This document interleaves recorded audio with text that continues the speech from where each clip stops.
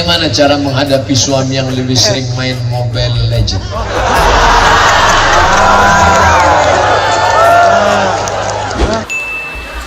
Saya merasa memiliki kesalahan pada saudara saya sudah sangat lama, sampai saat ini tak bisa jumpa karena tak tahu alamatnya di mana. Carilah di Google,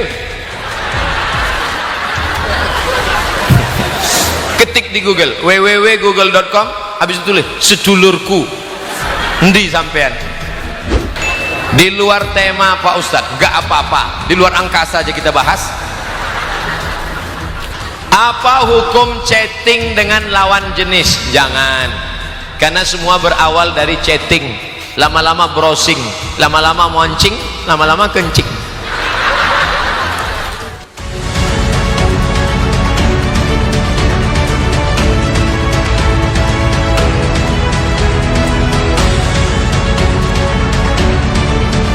Ustaz, bagaimana menolak seorang laki-laki yang ingin menikahi saya?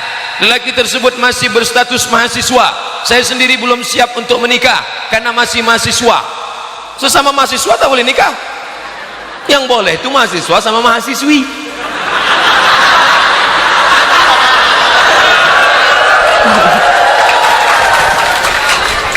Jadi adik-adik yang perempuan, kalau ada anak mahasiswa UIN, mahasiswa UNRI datang mau meminang engkau, adinda, kupinang kau dengan bismillah.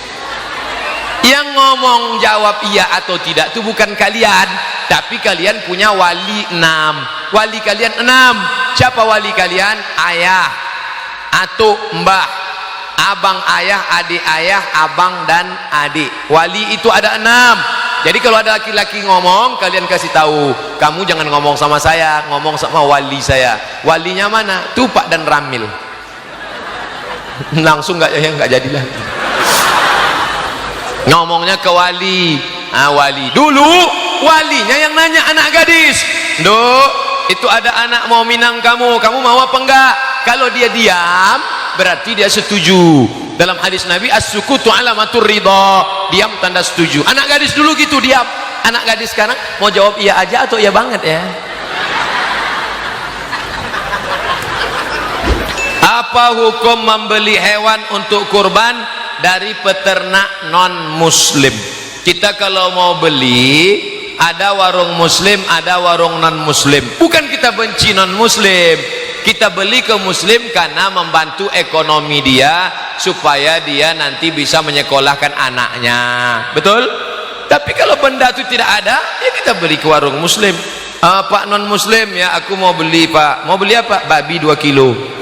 Tak boleh. Tapi kalau dia beternak sapi, iya boleh. Dia jual paku, iya boleh. Aku mau beli paku pak. Ini paku kau belum Islam, kusunat dulu paku. Jangan. Oleh sebab itu maka tidak ada halangan bermuamalah, berinteraksi sosial dengan non muslim. Tak ada larangan. Selama yang dibeli, yang dijual itu benda yang halal. Mana dalilnya? Mana dalilnya? Nabi meninggal dunia, wadir'uhu marhunatun inda yahudiyyin bisalasina so'an. Nabi meninggal, baju besinya tergadai di tangan Yahudi. Itu menunjukkan boleh berjual beli dengan non muslim. Dalilnya jelas. Saya merasa memiliki kesalahan pada saudara saya sudah sangat lama, sampai saat ini tak bisa jumpa karena tak tahu alamatnya di mana. Carilah di Google, ketik di Google www.google.com, habis itu tulis sedulurku. Endi sampean? Bagaimana cara saya minta maaf Pak Ustadz? Kalau tidak bisa dijumpai, selesai sholat doakan dia, ya Allah saudaraku ini dimanapun berada, panjangkan umurnya kalau dia masih hidup. Kalau dia sudah meninggal dunia, murahkan rezekinya, panjangkan umurnya kalau masih hidup. Kalau sudah meninggal dunia, lapangkan kuburnya. Begitu cara minta maaf, mendoakan kepada saudara yang sudah meninggal dunia. Ustaz Somad iyalah, Ustaz Somad bisa doa pakai bahasa Arab, saya nggak bisa pakai bahasa Arab. Doa nggak perlu pakai bahasa Arab, pakai bahasa Indonesia. Ya Allah saudaraku ini, saya nggak bisa pakai bahasa Indonesia Pak Ustaz, pakai bahasa Jawa. Iki pojone orang teko wis pirang-pirang dina piye, iki wis ngalor ngidul ngetan. Loh, saya bukan orang Jawa Pak Ustaz, saya orang Minang. Doa pakai bahasa mana? Iko banyak banan yang kemenitakan di patamu alum balaki nang kadua alum babini nang kaampe bacarai pulau. Doa itu yang penting 4 saja pakai bahasa Arab. A'udzu billahi minasyaitonir rajim. Bismillahirrahmanirrahim. Alhamdulillahi rabbil alamin. Wassalatu wassalam. A'udzubillah, bismillah, alhamdulillah, sholawat. Sisanya pakai bahasa Indonesia. Salat enggak boleh pakai bahasa Indonesia. Salat enggak boleh pakai bahasa Indonesia. Alhamdulillahi rabbil alamin. Dengan nama Allah, segala puji bagi Allah Tuhan semesta alam. Tak boleh. Sekarang ada aliran baru dikirimkan ke HP saya, sholat pakai bahasa Indonesia, batal. Di luar tema Pak Ustadz, enggak apa-apa. Di luar angkasa aja kita bahas. Apa hukum chatting dengan lawan jenis? Jangan, karena semua berawal dari chatting, lama-lama browsing, lama-lama moncing, lama-lama kencing. Setan tidak pernah mengajak ayo berzina, enggak. Berawal dari nazratun, pandang memandang. Setelah memandang, fabtisamun, senyum. Setelah senyum, fakalamun, ngomong, hai. Setelah itu, fasalamun, fakalamun, famau'idun, faliqaun. Habis itu janjian, ketemuan. Oleh sebab itu jangan chatting-chatting. Nanti sampai masanya, setelah kalian berhasil, hai anak-anak muda, anak-anak lajang, ingat, sukses kalian, bisnismen kalian, petani sukses kalian, sawit kalian luas, duit kalian banyak, berdatangan semua anak-anak gadis itu insyaallah. Kalau tak percaya, nanti buktikan. Buanglah mantan pada tempatnya. Bapak ibu orang tua juga menjaga. Kalau datang anak lajang ke rumah, mau ketemu, Pak, anaknya mau saya bawa malam ini ya. Jangan. Ustadz Somad sudah ceramah, katanya anak lajang sama anak gadis jangan jalan-jalan. Stop. Sebentar aja Pak. Tidak. Kami mau ke Bangkinang makan mie ayam. Tidak. Nanti Bapak kami kasih sebungkus. Boleh. Tak boleh. Kalau sudah tidak sekali tidak. Anak saya sedang mengandung. Alhamdulillah. Udah nikah apa belum? Jangan terlalu mudah mengucapkan. Sama saya sering terjebak gini. Ada orang napasnya tersengal-sengal. Ustaz Somad, ini ada kambing baru ditabrak mobil, boleh nggak kami potong dengan nama Allah. Sudah selesai tutup, baru saya sadar, kambing siapa? Nah, jadi kita harus. Anak saya sedang mengandung, tentu sudah menikah dulu. Sebagian orang menyarankan membawa gunting sama sisir. Apakah itu termasuk syirik Pak Ustadz?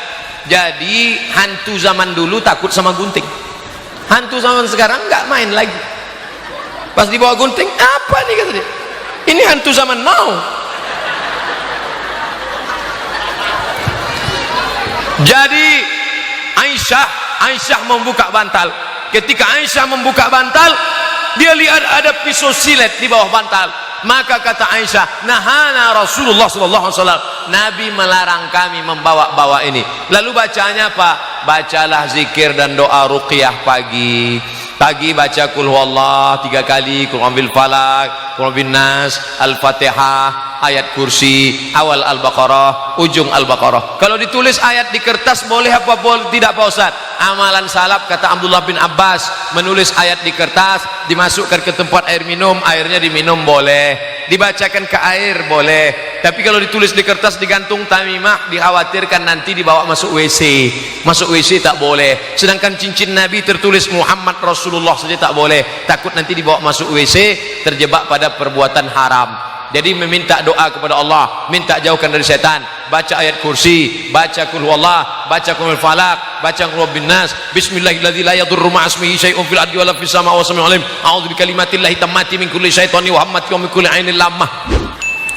Jika zakat penghasilan diberikan kepada saudara, boleh apa tidak? Tidak boleh berzakat kepada orang yang wajib dinafkahi. Bapak wajib menafkahi istri, anak, cucu. Kalau anaknya tak mampu, orang tua, ibu atau ayah, mertua, tak boleh diberikan zakat. Panggil istrinya, ini uang 3 juta belanja kita sekaligus zakat emas bulan ini.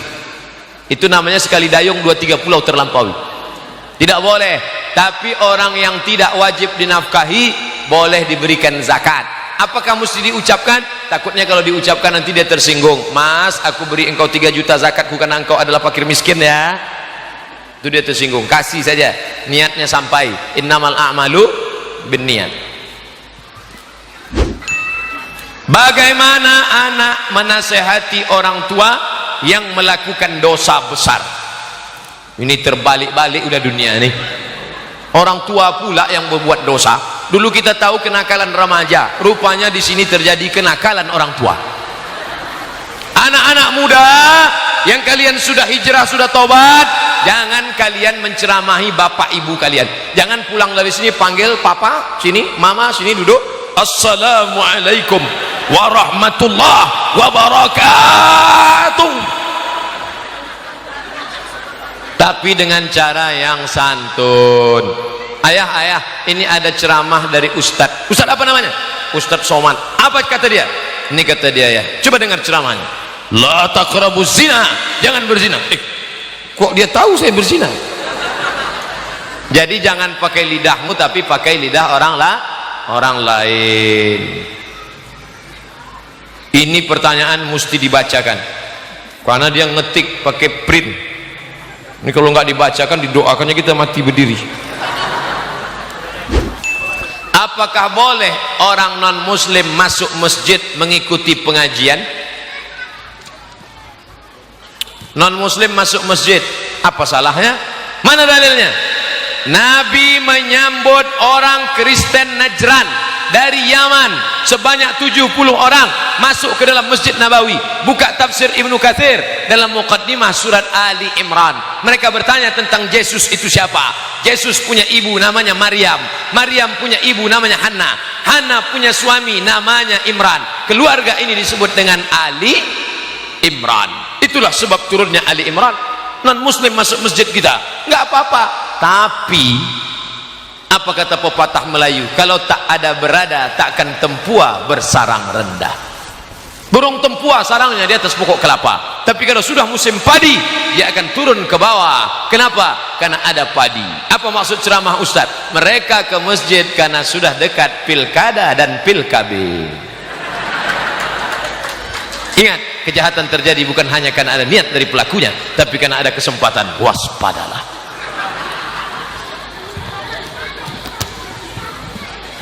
Boleh tidak berkurban suami yang telah meninggal?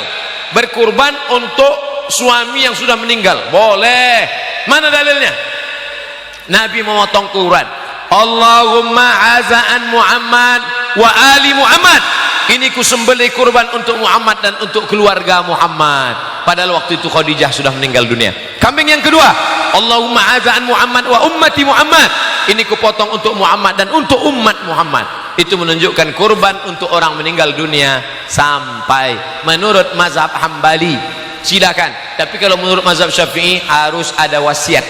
Menurut mazhab Maliki boleh, tapi dagingnya nggak boleh dimakan. Saya pakai mazhab Hambali, tidak perlu wasiat dan dagingnya boleh dimakan, pahalanya sampai. Pahalanya sampai. Kalau ada yang ragu nggak sampai, mana nama lengkapnya? Nanti kalau dia meninggal saya kurbankan. Kalau nggak sampai, cepat-cepat kasih kabar.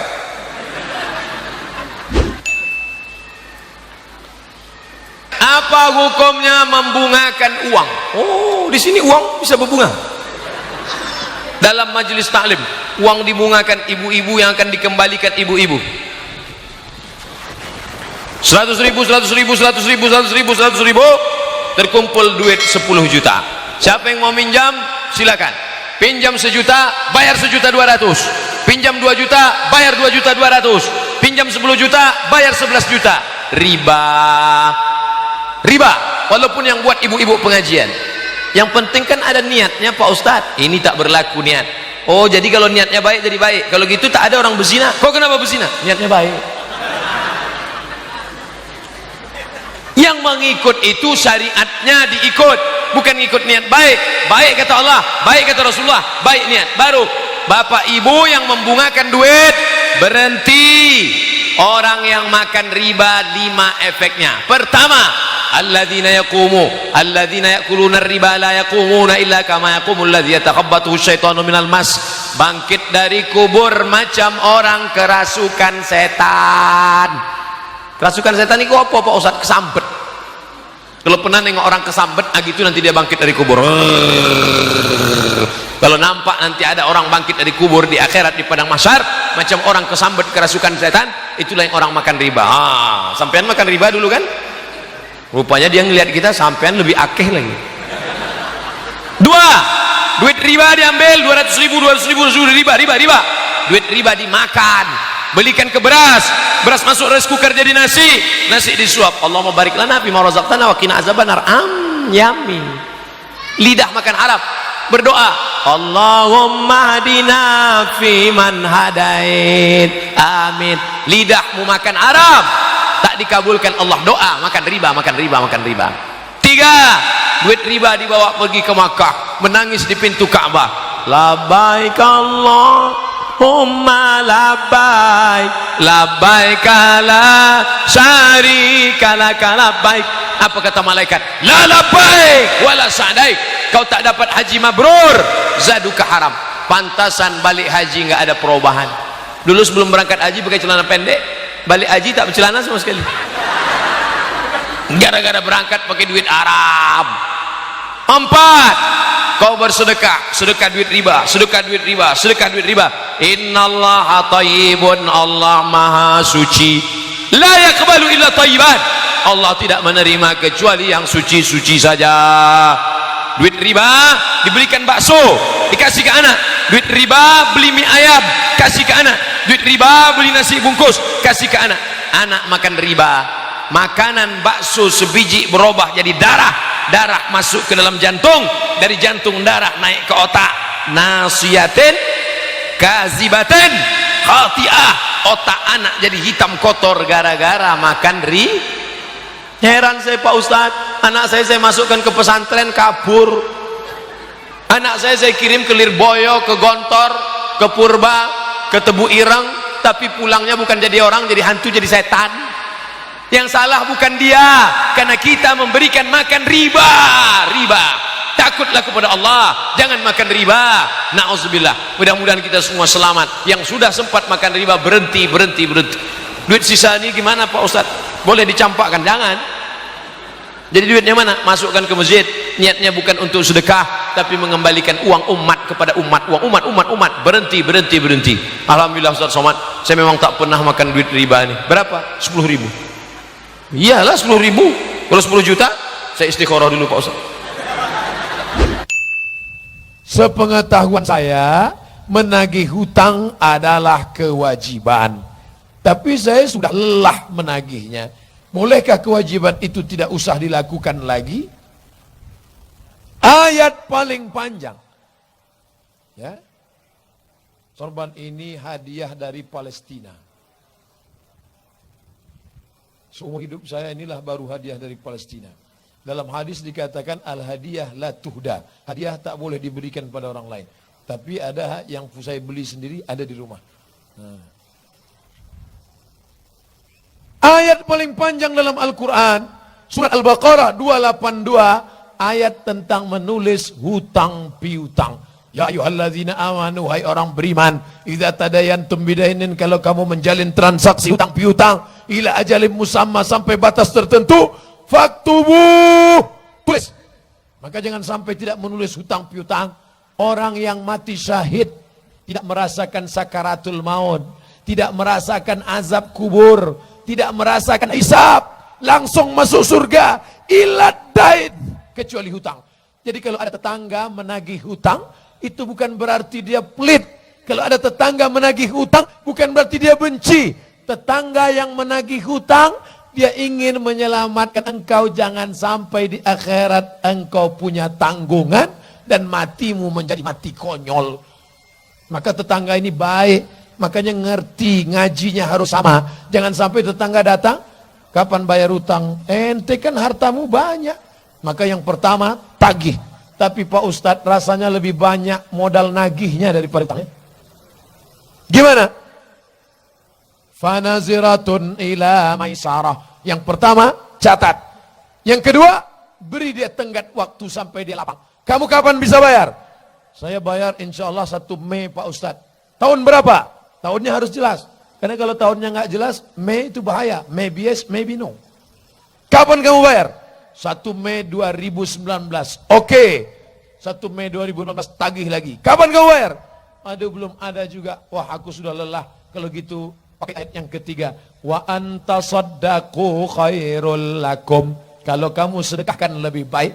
Karena aku sudah lelah menunggu. Daripada aku stres, depresi, stroke, mati berdiri. Udah aku sedekahkan aja, ambil. Itu paling bagus. Ayat ini yang ngapalnya kita yang beri pinjaman. Wa antasaddaqu khairul lakum. Kalau kamu sedekahkan lebih baik. Yang ngapal ayat itu kita yang memberi pinjaman. Tapi sekarang malah terbalik. Yang ngapal ayat itu yang minjam. Ketika kita tagih, kapan kamu bayar? Langsung dia bacakan. Wa antasaddaqu khairul lakum. Kamu sedekahkan lebih baik. Sejauh mana semestinya kita berbuat baik kepada tetangga. Sebab kadang kalau perbedaan baik dan bodoh sangat tipis.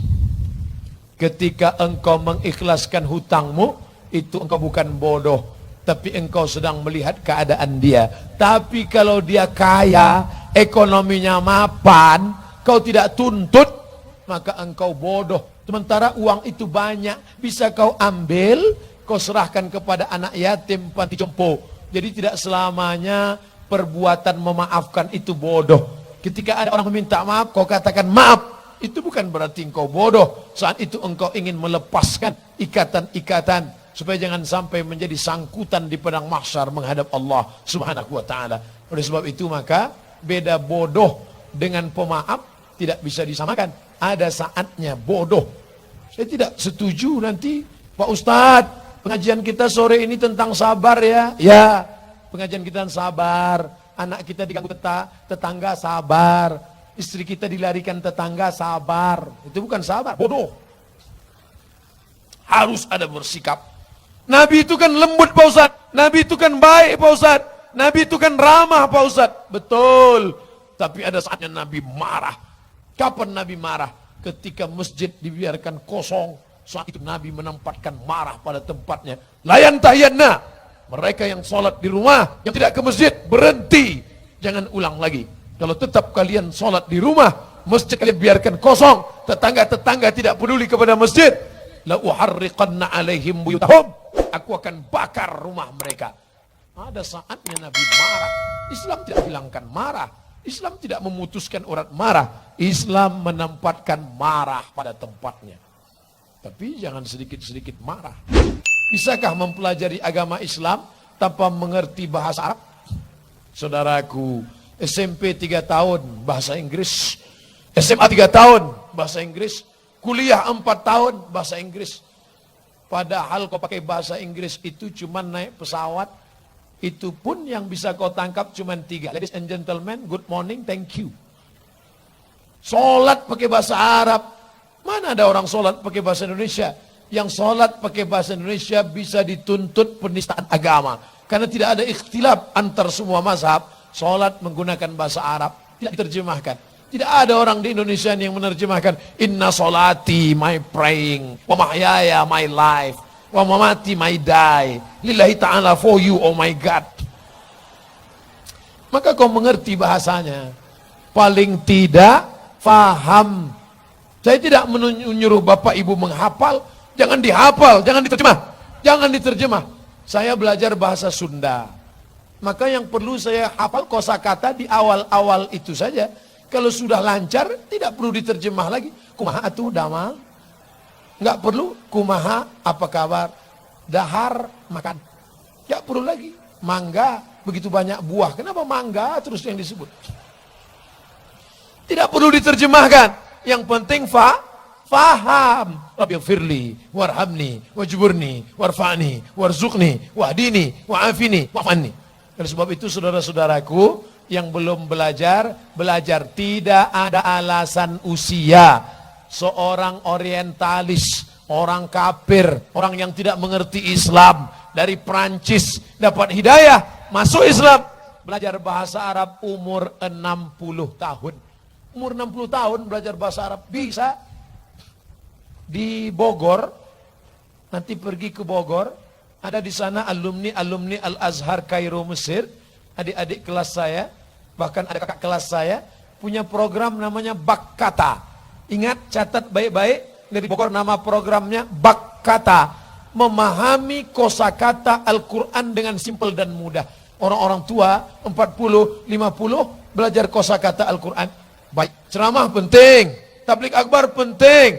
Tablik akbar penting, 6 bulan sekali, setahun sekali, untuk bangkitkan semangat. Tapi jangan cukup di tablik akbar, nanti ngaji, buat pengajian. Pengajian Bak Kata di masjid, dibuat acaranya sepekan sekali, seminggu sekali, sebulan 4 kali, atau setiap sebulan seminggu 2 kali. Maka ini bagus, memahami kosakata Al-Quran. Untuk memberikan motivasi, baik. Ustadz, saya takmir Masjid Al-Multazam. Masjid ini. Oh, Masjid Multazam namanya. Alhamdulillah saya lulus seleksi ke Azhar tahun ini. Tapi sampai saat ini muafakah belum turun. Sehingga visa belum turun. Dan kami belum bisa berangkat. Kami mahasiswa baru Al-Azhar minta doa. Ini adik kelas saya 20 tahun. Saya lulus ke Al-Azhar tahun 1998.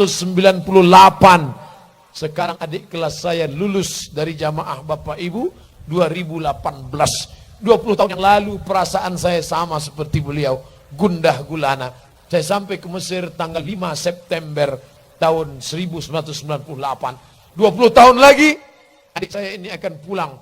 20 tahun lagi Abdul Somad meninggal, dilanjutkan tongkat estafet oleh adik ini. Kita akan doakan bersama-sama, mudah-mudahan anak-anak Indonesia yang lulus ke Azhar diberikan kemudahan untuk belajar di Universitas Azhar, insyaallah.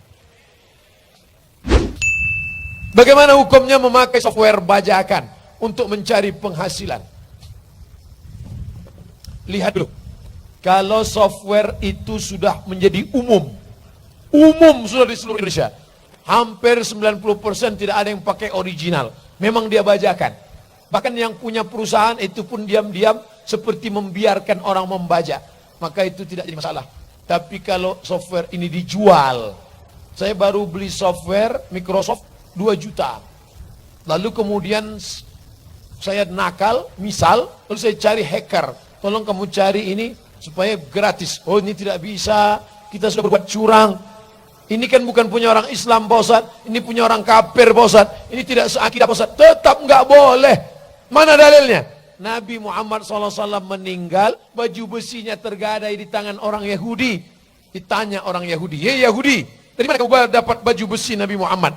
Dia dulu ada pinjam gandum, dibayar. Itu menunjukkan walaupun beda agama, kita tetap membayar. Berapa mereka membayarnya?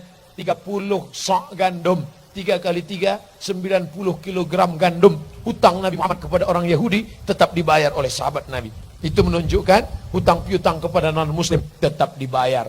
Jangan mentang-mentang berbeda, dibiarkan saja. Ah, biar aja lah, nggak seakidah, tidak dibenarkan. Atap rumah tetangga di atas batas sehingga air hujan jatuhnya di pekarangan saya. Bagaimana hukumnya Pak Ustadz? Sedangkan asap, aroma, bau masakannya saja masuk, sudah masuk kategori menzolimi. Bagaimana dengan atapnya? Makanya rumah-rumah sekarang alhamdulillah ketika atap, di bawah atapnya dipasang itu, apa namanya?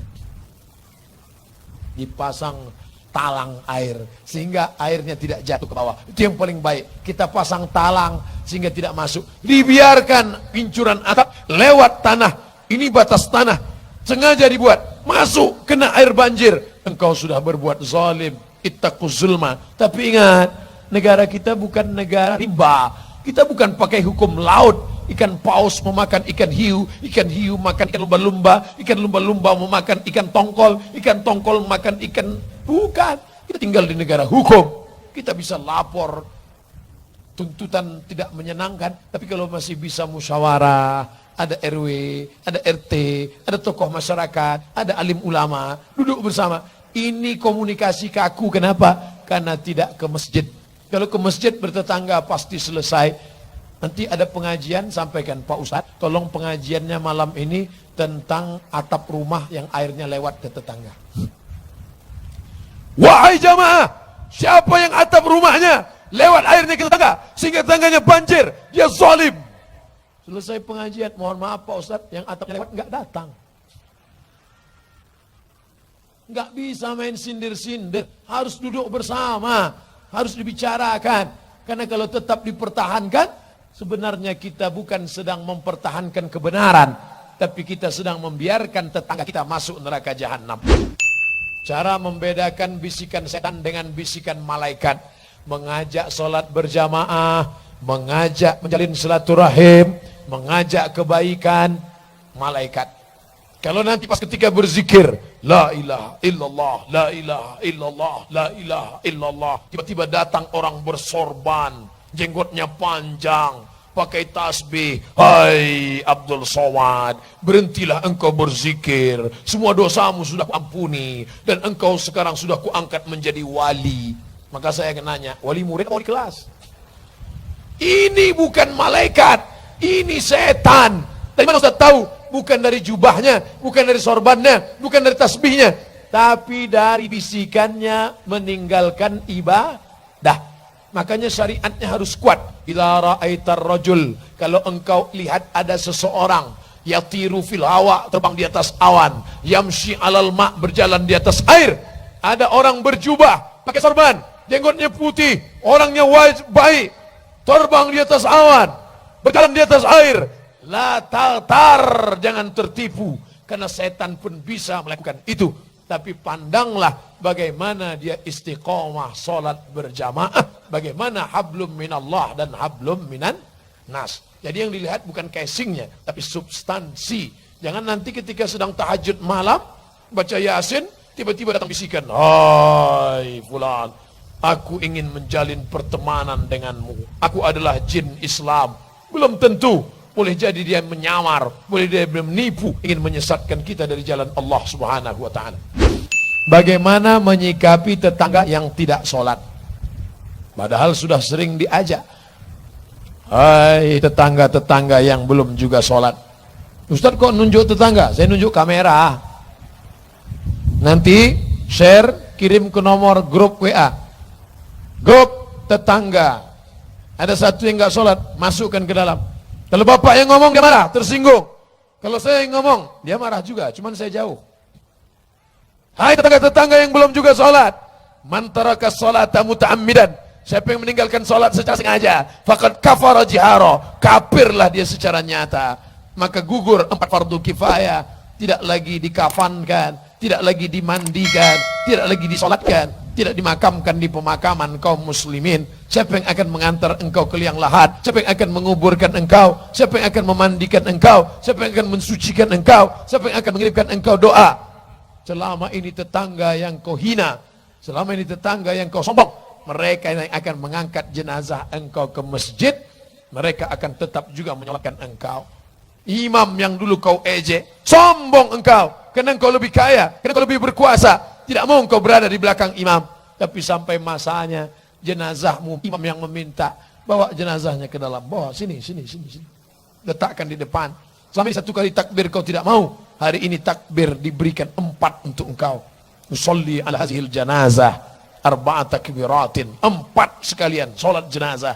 Takbir pertama Al-Fatihah, takbir yang kedua solawat, takbir yang ketiga Allahumma filahu warhamhu wa'afihi wa'fu anhu, takbir yang keempat Allahumma la tahrimna ajrahu wa la taftinna ba'dahu wa filana walahu wa li ikhwanina sabaquna bil iman wa la taj'al fi qulubina ghillan lil ladzina amanu rabbana innaka raufur rahim. Katanya bersedekah boleh terang-terangan. Pertanyaannya, sedekah yang bagaimana yang harus dilakukan secara terang-terangan Pak Ustadz? Ada orang bersedekah 600 batang pohon korma, namanya Abu Dehdah, hadisnya sahih, semua orang tahu. 600 batang pohon korma, ketahuan. Ada orang bersedekah kebun di depan Masjid Nabawi, namanya Bayroha, ada sumurnya, semuanya tahu. Ada orang namanya Abu Talhah, ada yang bersedekah sumur, nama sumurnya Bi'ru Raumah. Laki-laki yang bersedekah itu namanya Utsman bin Affan, semua orang tahu. Jadi bersedekah tahu, nggak apa-apa. Ini sekarang ada orang bersedekah nggak mau ditulis namanya. Tolong Pak pengurus masjid, jangan tulis nama saya, buat hamba Allah aja, hamba Allah. Berapa Pak? 5.000. Mereka 600 batang korma disebut namanya. kebun beserta sumur-sumurnya, disebut namanya. Saya takut ria, Pak Ustadz. Tarkul amal li ajlin nas, ria. Tidak jadi beramal karena takut dipuji orang, ria. Wal amal li ajlihim syirik, beramal karena ingin dipuji orang, syirik. Uang 100.000 sudah dipegang, lewat kotak hari Jumat, masukkan atau tak? Enggak jadilah. Kenapa? Nanti kalau saya masukkan, tetangga saya ngelihat, ria. Tidak jadi beramal karena takut dilihat orang, ria. Kalau gitu masukkanlah. Dimasukkan, syirik. Serba salah Pak Ustaz. Jadi gimana? Masukkan bismillah, bersihkan hati. Tapi tangan kanan masukkan. Ini sekarang orang tangan kanan masukkan, tangan kiri megang HP streaming. Alhamdulillah sudah infak 100.000 siang ini. Bagi yang suka tolong like and share. Rusak ibadah. Bagaimana cara menghadapi suami yang lebih sering main Mobile Legend?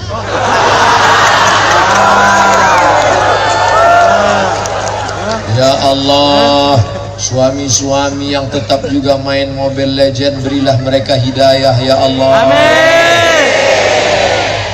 Semua mengucapkan amin.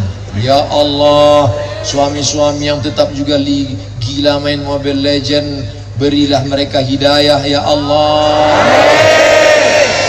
Tak tahu entah dari mulut yang mana doa itu dikabulkan Allah. Mudah-mudahan masuk ke dalam hatinya insya Allah. Udah selesai. Tak juga dia berubah, matikanlah dia ya Allah. Jangan diaminkan. Banyak yang istrinya udah mulai cemas. Kalian enak aja amin. Mati lagi. Saya kalau sempat ada yang meninggal malam ini, saya cabut besok langsung. Padahal jadwal saya besok sampai siang. Tapi kalau sempat ada mati yang tiba-tiba besok pagi datang orang SMS Kiai, Pak Kiai, suami saya yang legend itu mati tadi malam. Langsung saya cari pesawat terpagi. Saya bukan takut apa-apa, dia minta gantikan pula.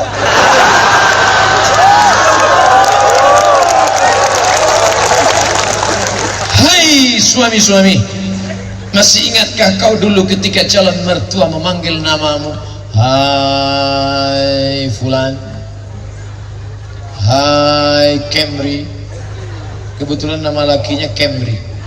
Kenapa namanya Camry? Lahirnya 17 Agustus. Camry, kemerdekaan Republik Indonesia. Hai Camry. Iya Bapak, kau sebut nama Allah yang sebelumnya haram kau lihat, yang sebelumnya haram kau tengok, tapi ini menjadi halal atas nama Allah. Mitsaqan ghaliza, ikatan yang paling kuat. Ini bukan kau jumpa di tong sampah. Allah yang menjumpakan kalian. Berapa banyak yang ingin jumpa tak jumpa, betul? Ini kau anggap anak ini jumpa di pinggir parit, di tepi kali. Maka pulang dari sini katakan, Bang, aku tak pernah mencarimu, kau pun tak pernah mencari aku. Allah mempertemukan kita. Apa jawabnya? So sweet saya. Berubahlah kalian laki-laki. Hai laki-laki yang tetap juga main Mobile Legend, berubahlah kalian. Kalian akan dituntut di hadapan Allah Subhanahu wa taala. 5 hak. Ibu, adikku, kakakku, makcik, 5 hak kalian pada laki-laki. Pertama, makan. Udah kalian kasih bini kalian makan? Karena udah makan lah maka dia bisa datang. Kalau tidak, yang kedua, pakaian. Kalian kasih pakaian yang layak. Udah kasih pakaian? Sekarang banyak laki-laki tak memberi bininya pakaian, dikasihnya rok panjang, resleting belum berpasang. Ketiga, tempat tinggal. Udah kalian kasih tempat tinggal sesuai dengan kemampuan masing-masing. Makan, pakaian, tempat tinggal, pendidikan. Kalian didik dia, bukan kalian main Mobile Legend. Kalian didik dia, sholatnya, baca Qurannya. Kesana lah nunjuknya Pak Ustaz. Oh iya, sholatnya, Quran. Yang kelima, kalian perhatikan mereka. Kalian perhatikan mereka, jangan HP itu aja kalian perhatikan. Ingat, sekarang kalian sehat, sekarang kalian punya kuasa, sekarang kalian punya duit. Sampai masanya nanti kalian akan pensiun, stroke, stres. Siapa yang akan menyuap kalian makan di ruang ICU? Nih. siapa yang akan mewudukan kalian, siapa yang akan mendudukkan kalian sholat, meleleh air mata kalian mendengar azan, hayya 'alas shalah, dia dengan sabar membawakan air wudu ya bang, sabar bang, nggak apa-apa, tenang, 2 hari lagi selesai nih. Kalau kalian baik sekarang, dia akan baik juga nanti. Tapi kalau kalian kasar sekarang, asik dengan Mobile Legend kalian, sampai masanya ketika kalian sakit, ingat, dia akan datang. Anak kalian sudah pergi, cucu sudah pergi, dia yang akan datang membawa sendok. Ini Mobile Legend. Hayya 'alas shalah.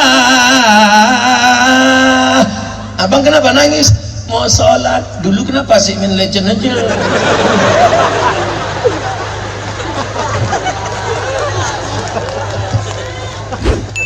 Akhir-akhir ini banyak terjadi gempa bumi di sebagian daerah, baik di Indonesia maupun di luar negeri. Apakah pertanda bahwa Allah murka kepada umatnya yang banyak melakukan perbuatan maksiat? Sebelum manusia ada di bumi, gempa itu sudah ada. Mana yang dulu? Manusia apa bumi? Bumi dulu. Bumi ini kosong dulu. Setelah itu baru dikirimkan Allah Adam sama, ingat, yang dikirim Allah itu Adam sama, karena ada juga yang bilang katanya Adam sama Asep. Adam sama Hawa. Mohon maaf Bang Asep. Kumaha atuh dalam mangga atur nuhun. Jadi sebelum manusia datang, bumi ini sudah ada gempa, sudah ada tsunami. Jadi tidak ada hubungan dosa dengan tsunami.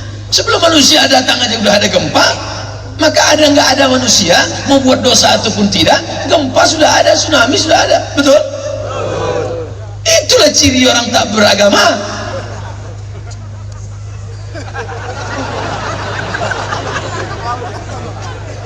Dia bilang tidak ada hubungan gempa dengan dosa. Pusing kami dengan ceramah. Memang pengajian ini kalau makin malam makin gitu ya.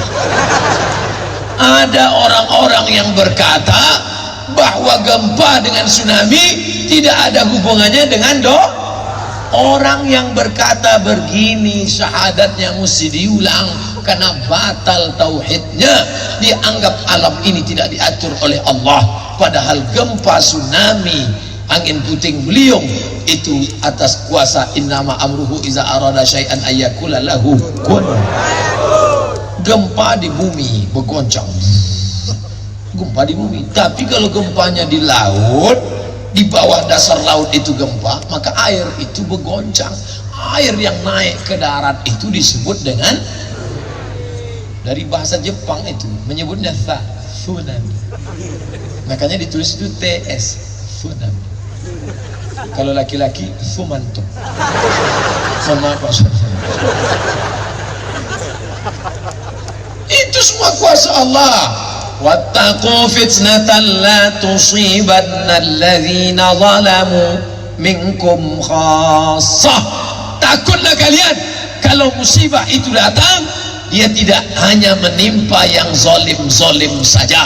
Andai naik, na'udzubillah, andai naik air laut itu ke darat, digulungnya, apa bisa dibedakan mana yang sholat, mana yang tak sholat? Rata semua dengan tanah, habis. Walaupun ada beberapa wali-wali Allah, orang-orang soleh yang diselamatkan, tapi ingat, itu mesti kita selamatkan negeri ini dengan amar ma'ruf nahi. La ta'murunna bil ma'ruf, ajak mereka buat baik, wala tanhauna 'anil munkar, larang mereka berbuat mungkar. Kalau tidak kamu lakukan, la yusikanna ya ba'dallahu 'alaikum iqaban, Allah akan menurunkan hukuman. Summa tad'unahu, kalian akan datang beramai-ramai ke tanah lapang berdoa, fala yustajabu lakum, doa kamu tidak dikabulkan karena kalian tidak melakukan amar ma'ruf nahi munkar. Allah. Makanya nanti kalau ada perempuan pakai celana pendek, tidak menutup aurat, ditegur sama temannya, hai kamu pakai jilbab, apa urus saya? Badan saya, yang masuk angin saya, yang kembung saya, ketiak-ketiak saya. Kenapa kamu ngurus? Memangnya nanti kalau datang angin yang mati kau aja, aku mati juga. Kalau kau aja mati tidak apa-apa. Janganlah kasar gitu, boleh lembut. Kalau nanti kau mati juga.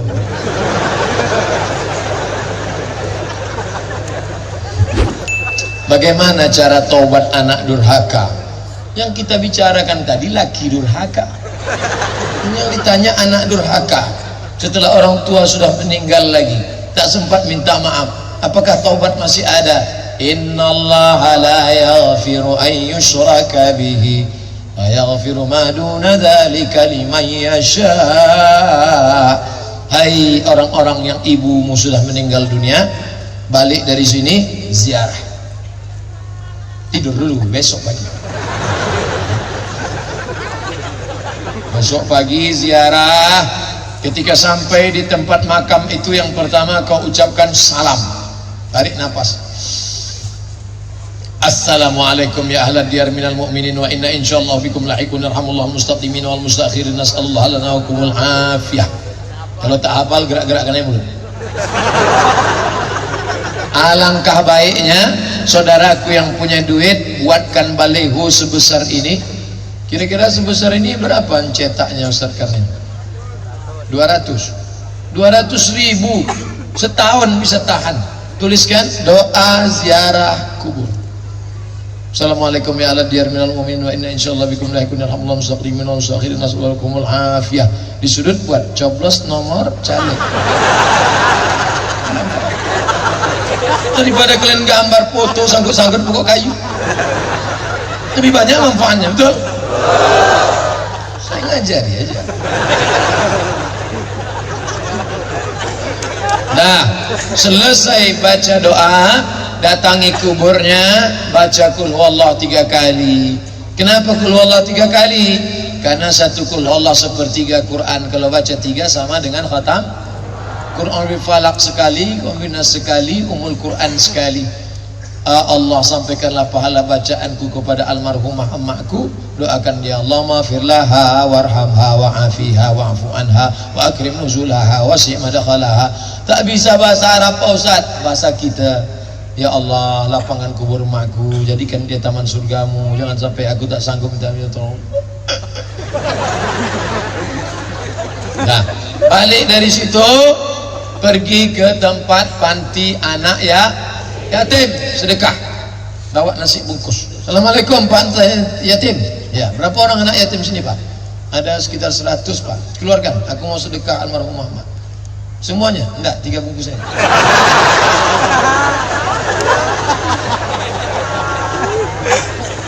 Ummi matat, emakku sudah mati ya Rasulullah. Apa atasaddaqu anha? Kalau aku bersedekah pahalanya sampai apa tidak? Kata Nabi, tasaddaq, bersedekahlah Sa'ad. Nama sahabat Nabi yang emaknya meninggal itu namanya Sa'ad. Sa'ad artinya bahagia. Bersedekah Sa'ad. Ayyus sadaqatu afdal? Apa sedekah yang paling afdal? Saqiyul ma, memberi air minum. Sedekah yang paling afdal memberi air minum. Kalau air minum saja sampai, apalagi kolak durian. Kalau air minum saja sampai, apalagi asam pedas, gulai lemak. Sampai begitu fakir miskin memakan, Allahumma barik lana fi ma razaqtana wa qina azabannar. Meleleh di air liur, meleleh di tenggorokannya, mengalirlah ke makam emak ayah kita. Makanya bersedekah. Yang masih hidup, berbakti kalian. Saya bangga melihat anak muda perkasa tetap berotot pakai tatu. Apa itu tatunya? I love my mom. The best, mantap. Kalian yang lajang-lajang, waktu kalian mau meminang perempuan, mesti kau berani katakan kepada dia, I want to marry you. Aku mau menikahmu, tapi kau akan jadi to be a second woman. Apa? Kau bilang aku second? Aku ingin kau menjadi perempuan yang kedua. Kalau begitu kau duda. Ibuku nomor 1. Aku milik suamiku. Katakan, aku milik suamiku, tapi suamiku milik ibunya. Maka kau yang berbakti, kau juga akan dapat anak-anak yang berbakti. Tapi engkau yang tidak berbakti, waspadalah. Kenapa orang bisa lama dapat jodoh? Amalan apa yang bisa mendekatkan jodoh? Langkah, rezeki, pertemuan, maut, itu bagian dari tak. Saya disediakan air minum. Itu air minum saya itu. Dengan satu kotak. Itu punya saya kan? Punya saya atau tidak? Tapi saya tak ada usaha untuk mengariknya, membuka botolnya dan menuangkannya ke mulut. Cuman menganga aja. Bisa masuk. Begitulah takdir itu. Makanya dalam Ahlus Sunnah wal Jamaah, kita bukan Jabariyah, kita bukan Qadariyah, kita bukan Mu'tazilah. Mu'tazilah mengatakan tidak ada itu takdir. Jabariyah mengatakan tidak ada itu usaha. Asy'ariyah Ahlus Sunnah wal Jamaah, takdir ada, tapi ada al-kasbu wal ikhtiar, ada usaha. Kalian yang lajang-lajang berusaha, kau kenapa tak cari? Kalau memang kata Allah ada dia bos. Sampai mati kau tak begini. Usahalah. Datang ke kiai, kiai santrinya banyak. Kiai, saya sudah selesai S1 kiai. Saya datang sini. Datang. Jangan kalian datang petantang-petenteng. Datang anak muda langsung ke rumah perempuan. Bapak, aku pinang anakmu dengan bismillah. Kau makan bismillah dulu. Kalian bawa lah beki, bawa kiai, bawa Ustadz Karmen. Jangan kalian bawa saya. Kalau saya kalian bawa, saya yang diterima bawa tuh. Harus ada usaha. Berusaha aja, nggak mau berdoa, sombong. Berdoa aja, nggak mau berusaha, pesong. Maka orang yang selamat dari sombong dan pesong harus ada ikhtiar antara usaha dan doa. Baca surat Yasin tiap malam. Habis baca surat Yasin bertawassul, ya Allah, bibarakati surat Yasin, dengan kemuliaan surat Yasin mudahkanlah urusan jodohku. La tuqra'u fi amrin asirin. Kalau dibacakan pada perkara yang sulit, susah, illa yassarahullah, maka Allah mudahkan. Kemuliaan surat Yasin. Baca tafsir Ibnu Katsir dalam muqaddimah surat Yasin. La tuqra'u fi amrin asirin. Dibacakan pada perkara yang sulit, susah mati, bacakan Yasin, gol langsung. Susah jodoh, bacakan Yasin. Susah bisnis usaha, dipakai orang santet, dukun, warung, bacakan Yasin. Makanya ibu, kalau bapak tuh sakit, bacakan Yasin. Yasin. Kau mau aku mati ya? 2 gendang ya bang. Kalau abang berhenti main Mobile Legends ini sehat abang. Kalau abang lanjutkan juga entahlah. Saya petugas lapangan. Pada saat ke lapangan kadang tak ada musola karena daerah itu mayoritas non muslim. Ketika masuk waktu sholat kadang saya numpang di rumah non muslim. Apa hukumnya Pak Ustaz? Ju'ilat lil ardu masjidah. Semua tanah boleh tempat sholat kecuali yang ada najis. Masuk ke rumah non muslim, nampak di situ air tergenang. Air apa nih? Air kencing anak. Oh, tak boleh, najis. Lantainya bersih, keramik, dipel sama pembantunya tadi, kita bentang sajadah sholat, tak apa-apa. Tapi mungkin tidak najis, tapi ada simbol-simbol agamanya. Da'ma yaribuka ila ma la yaribuka. Tinggalkan yang meragukanmu pada yang tak meragukanmu. Tapi di luar rumahnya ada pokok jengkol, rimbun. Di bawah itu lapang. Aku mau sholat di sana. Oh, kau sepelekan rumahku ya? Bukan begitu bro. Aku sholat di bawah pohon itu terasa lebih khusyuk. Sholat di tanah lapang, sholat. Allahu Akbar. Assalamualaikum. Selesai salam baru kawan ngasih tahu kiblat salah. Saya tanya dulu.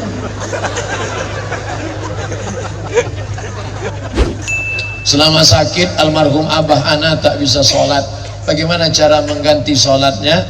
Kalau tidak bisa sholat tegak maka didudukkan di Kalau tak bisa duduk di kursi maka baring ke arah kiblat.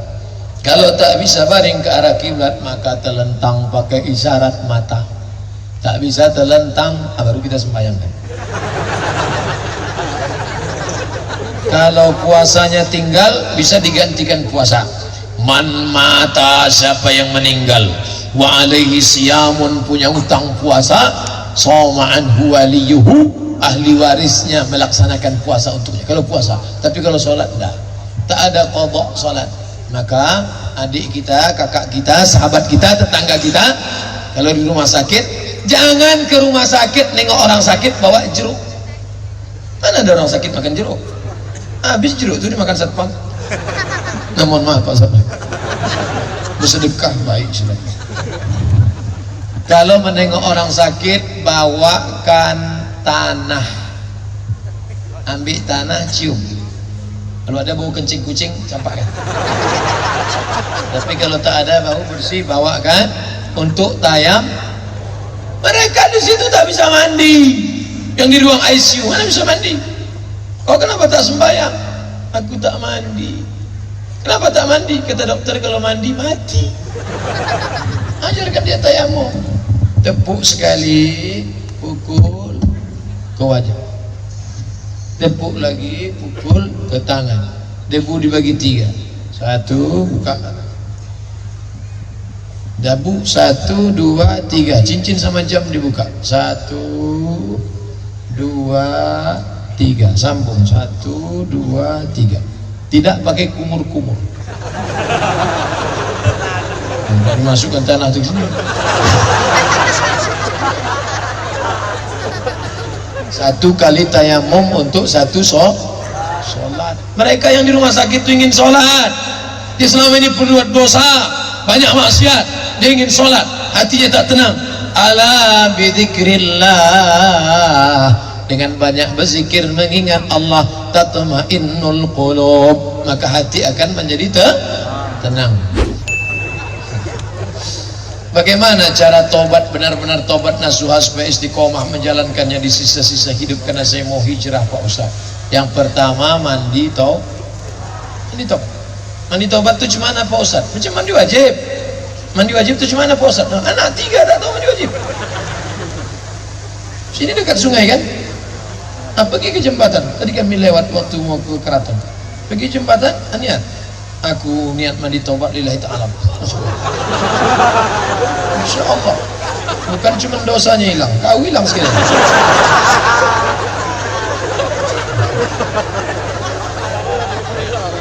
Sesudah bersih, sholat sunat usolli sunnatat taubat.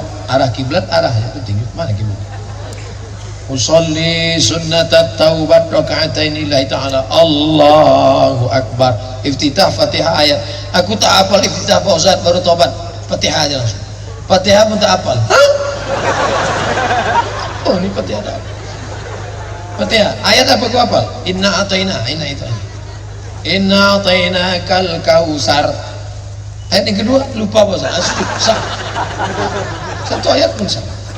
Nah, habis itu tasyahud, istighfar. Astaghfirullah Rabbal baraya, astaghfirullah minal khataya. Kalau bisa menetes air mata lebih bagus. Tapi bagi yang udah berbini jangan nangis kuat-kuat, nanti terbangun. Abang nangis kenapa? Banyak dosa. Mana ada dosa kita? Kita kan langsung nikah, ta'aruf nikah, bukan sama engkau, sama mantan. Habis tamat riwayat.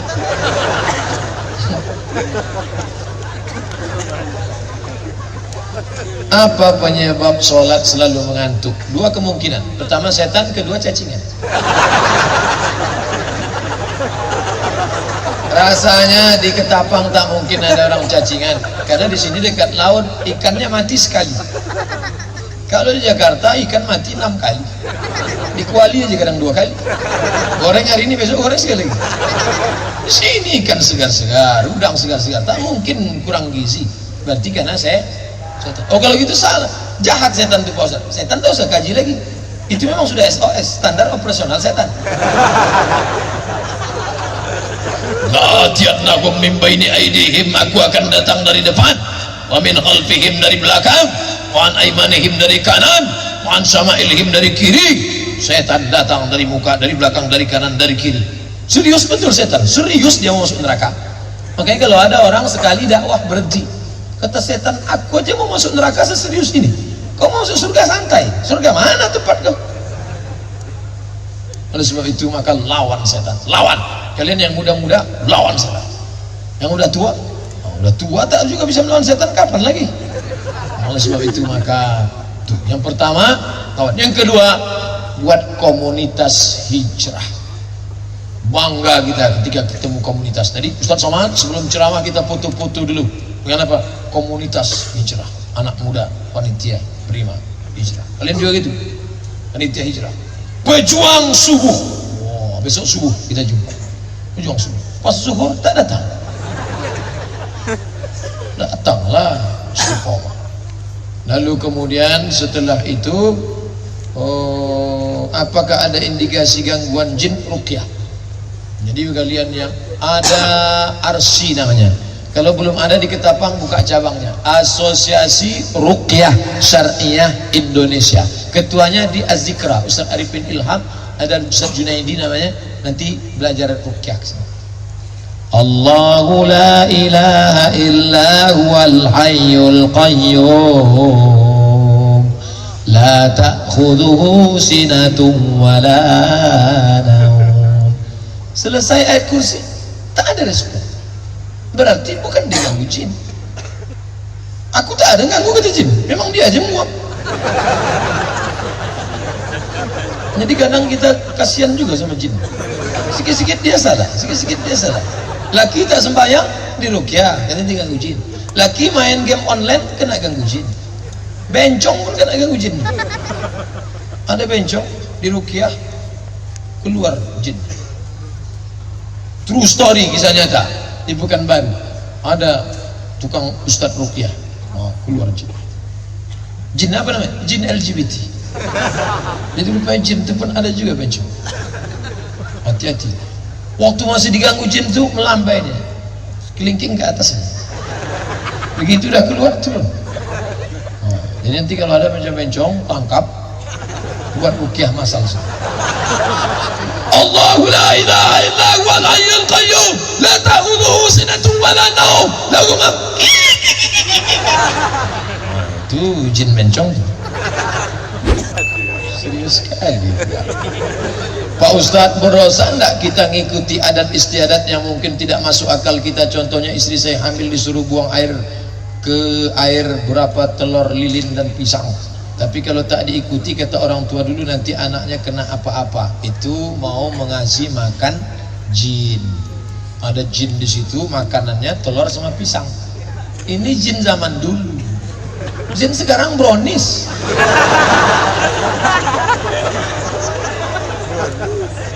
Jin di tempat kita minta kepala kambing. Jin Mesir tidak mau kepala kambing. Ketika gubernurnya Ammar bin As, khalifahnya Umar bin Khattab, tradisi orang Mesir menghanyutkan anak gadis yang paling cantik. Itu menunjukkan jin Mesir itu lebih gatal. Dibuat rakit, anak gadis paling cantik hanyutkan. Datang gubernur Ammar bin As, jangan hanyutkan anak gadis, jangan hanyutkan, haram. Kata orang Mesir, kalau anak gadis tidak dihanyutkan, nanti air sungai Nil ditahan jin, mati kita, gandum tidak tumbuh. Mau makan apa? Mau makan mie instan. Jadi gimana? Hanyutkan anak gadis. Ammar bin As tak tahu cara. Dikirimlah surat ke Umar bin Khattab. Ya Amiral Mu'minin, wahai Amir Mu'minin, ini ada tradisi menghanyutkan anak gadis. Bagaimana ini? Kata Umar bin Khattab, masukkan surat ini ke sungai Nil, campakkan ke sungai Nil. Sampai suratnya, Ammar bin As penasaran apa isi suratnya.